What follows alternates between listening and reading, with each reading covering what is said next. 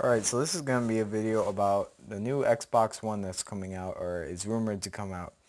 And it's the Xbox One Mini. As we already know, the Xbox One is fucking huge console compared to the PS4. It's not that big considering I don't move it around, but if you ever want to put it in your backpack, bring it to a friend's house, maybe you're moving, it could be more convenient to have.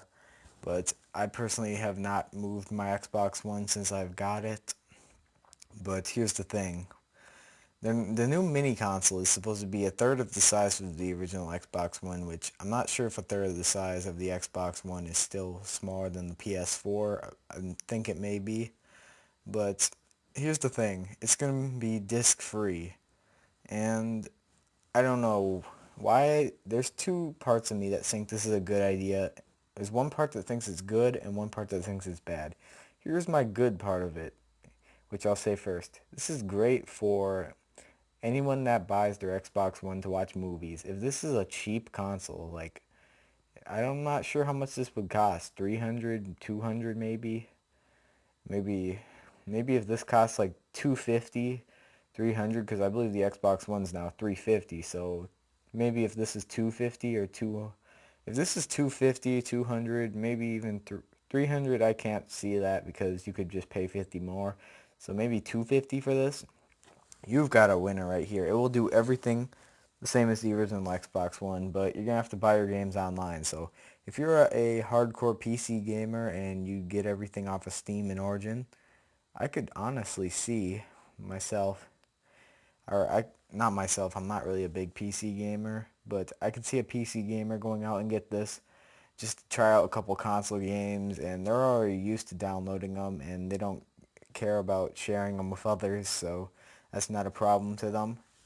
And if you want to just buy this maybe for a kid to watch Netflix on or YouTube, maybe for your grandma or something just to browse the web on her TV, something like that, because the Xbox One is getting a new update, which is supposed to make the operating system a lot faster. It does lag quite a bit on my Xbox One, the home screen wise. In game, it's really fast.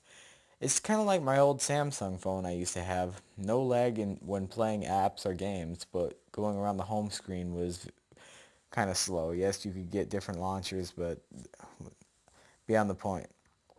Um, on this, what's it called? On the Xbox One Mini, I could seriously see this being good, but the problem is, two problems that would make it a bad console. If it's overpriced, actually three. If it's overpriced, if it has, if it doesn't have, what's it called? The disk drive. If people buy it thinking it will have a disk drive and come home disappointed, then that will be a problem. Microsoft, I think you're releasing every 360 game that's compatible on the App Store for Xbox One, so that could be good. Also, if you're going to buy this just to stream games, just to stream movies, probably include a USB port so we can put in SD card, or not SD card, I'm so used to Android, a USB drive or an extra hard drive. The other problem I have is if it doesn't have enough space. I remember what's it called? The Galaxy S5 only had 16 gigabytes where the Note 4 got 32 because it was a bigger phone, and honestly the S5 should have had 32 because the S4 did.